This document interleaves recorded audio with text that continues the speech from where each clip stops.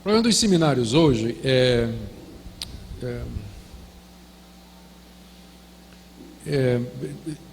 deixa eu ver como é que eu digo isso aqui.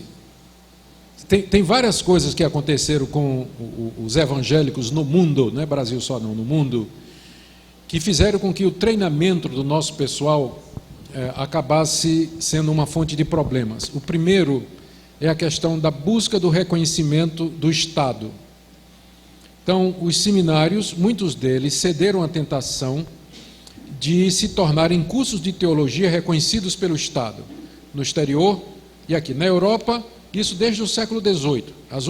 Os pastores das igrejas europeias tradicionais, reformada, episcopal, anglicana, luterana, eles geralmente eram formados em cursos de teologia das universidades federais, mantidas pelo Estado.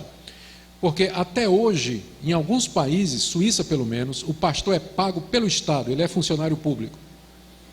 Então, isso é um problema, não é? Isso é um problema quando há essa preocupação do Estado de submeter a preocupação da igreja de submeter a formação dos seus pastores à inspeção e autorização do Estado. Isso chegou também no Brasil, há cerca de 20 anos passados, quando o MEC reconheceu a profissão de teólogo e criou os cursos de teologia reconhecidos. E o que aconteceram? Universidades que não têm nenhuma vocação religiosa começaram a oferecer cursos de teologia, de ciências da religião, e aí as próprias denominações, algumas delas, cederam à tentação de submeter os seus cursos de teologia à aprovação do Estado. Há um documento de 90, uma lei de 99, aliás, que regulamenta os cursos de teologia, e que diz que os cursos de teologia, eles são de livre organização a critério das igrejas. Então, isso é bom, porque deu liberdade. Mas o que aconteceu? Qualquer denominação abria uma escola de teologia e pedia o reconhecimento do MEC. A qualidade caía. Aí agora a última decisão do MEC, e eu estive em Brasília com uma comissão, falando com o ministro da Educação, o Haddad, o primeiro parecer do MEC-CESU, foi acabar com o elemento teológico dos cursos de teologia, pastor. O primeiro parecer foi esse. Em teologia, os estudantes iam estudar somente ciências da religião, fenomenologia, história, geografia, são 6 eixos, e tirava o eixo teológico.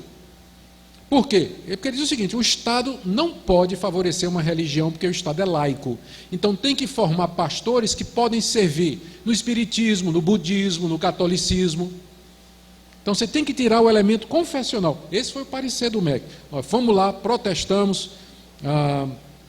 Eu estava com um grupo de líderes de outras igrejas, e nós fomos lá, protestamos, e o ministro submeteu outra vez ao MEC-CESU, e eles botaram de volta o eixo teológico.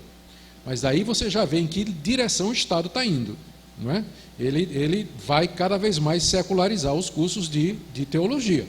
De vez em quando eles chegam lá no Mackenzie e pedem a relação dos professores, a maioria é presbiteriana, eles dizem assim: você só tem presbiteriano como professor, por que não tem um católico? Vocês não têm alunos católicos? Temos. Vocês não têm aluno budista? Tem. Por que não bota um professor budista, professor?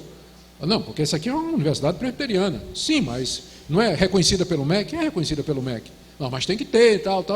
Aí, na hora de dar nota 3, a nota máxima é 5, né? Dá 3. Então, nunca consegue, porque nós não vamos botar professor católico. Não vou botar professor católico na universidade para dar teologia, claro que não. Então, é uma dificuldade toda vez que se busca o reconhecimento. Então, acontece isso aí. Outro problema é a questão financeira. Se você não tiver, o seminário não se aguenta, porque seminarista não tem dinheiro, né? Não tem. Então, quem é que vai sustentar o curso de teologia? Então, o seminário vai depender muito de pastores que são professores voluntários, pastores que não têm tempo, exatamente porque eles estão dando um tempo que sobra, porque eles estão ocupados com a igreja deles, eles não têm tempo de preparar um curso bem preparado, estudar, fazer um mestrado, fazer um doutorado, exatamente por causa da questão financeira. Aí a qualidade do curso é pequena, né? Ao liberalismo teológico, que entrou muito forte no Brasil através da literatura e dos seminários, que tira a fé. Tem estudante que perde a fé no primeiro ano, ele perde a fé no seminário. Tem professor que é especialista em fazer isso, arranca a fé do aluno no primeiro ano.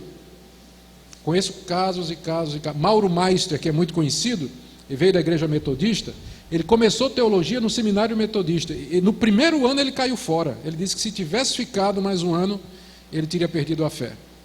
Porque tinha vários professores lá que zombavam da fé. Você acredita que Deus criou o homem do barro? Você é doido? Aquela história de uma baleia engolir um homem, isso é lenda. A Bíblia está cheia de mito. Você acredita nisso? Na época começava zombando, né? E o cara ficava assim, não quer passar por besta, né, na frente dos colegas, né? Não, professor, o senhor sabe como é, mas estou disposto a mudar, estou querendo aprender e tal, né? No fim do primeiro ano, não acredita mais em nada, né? Então essas coisas, né, têm contribuído. Então precisa ter muito cuidado. Nós vamos de escolas de formação de pastores que tenham bons mestres, um bom currículo, apego à palavra de Deus, compromisso com a autoridade da Escritura e uma visão pastoral. Antigamente se formava pastores um a um. O pastor de uma igreja adotava um candidato, passava livros para ele, levava ele nas visitas durante 3 anos, colava, era carrapato, né? Onde o pastor ia, o aprendiz ia, e o pastor ia dando oportunidades para ele pregar, para ele aconselhar, dava boa literatura, sentava com ele, ensinava teologia. Isso funcionava, que era uma beleza.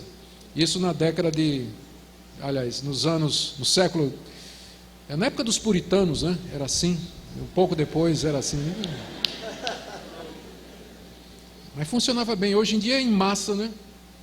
Então se perde. Então são muitos problemas. Aqui em Fortaleza não precisa, porque tem a escola Charles Spurgeon. A exceção de tudo que eu falei é a escola Charles Spurgeon. Está gravado.